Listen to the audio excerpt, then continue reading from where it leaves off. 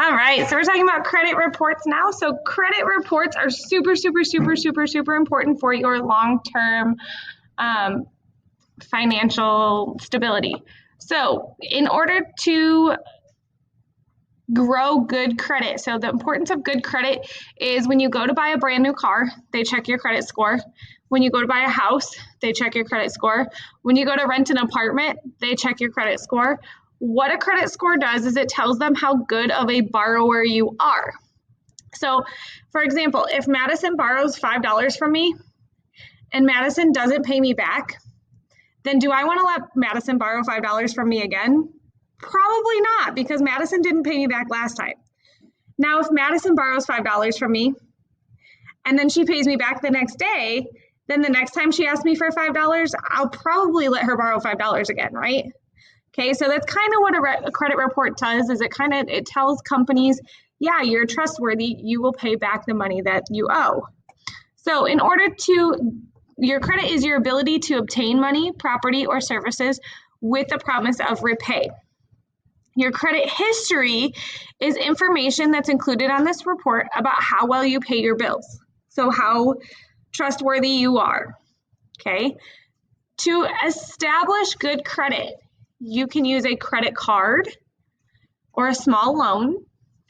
If you pay your bills on time, you'll establish good credit. And if creditors submit positive information about accounts in good standing. So meaning like my water bill. I pay my water bill on time every month. So my water company is going to say that I'm a good borrower because I pay them on time and I pay them the full amount.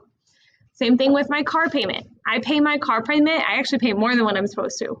So they're going to say, oh yeah, she's a good borrower because she has a plan set up where she pays $400 a month, but she's actually giving us $500 a month so that she can give us our money back sooner.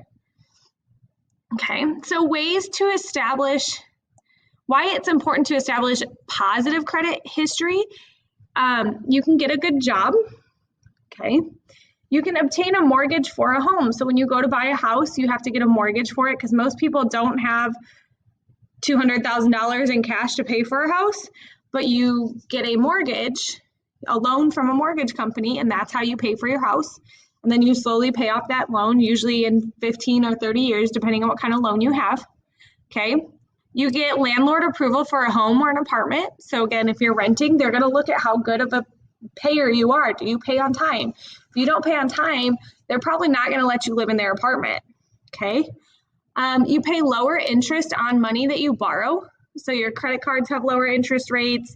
Your mortgage has lower interest rates. Your car payments have lower interest rates, which means in the end, you're paying less money. You can borrow money for a car loan or purchase. You can get credit cards with higher credit limits. So a good example of this is when I met my husband, he didn't have a credit card at all. So his first credit card he had a $500 limit because they didn't know if they trusted him or not.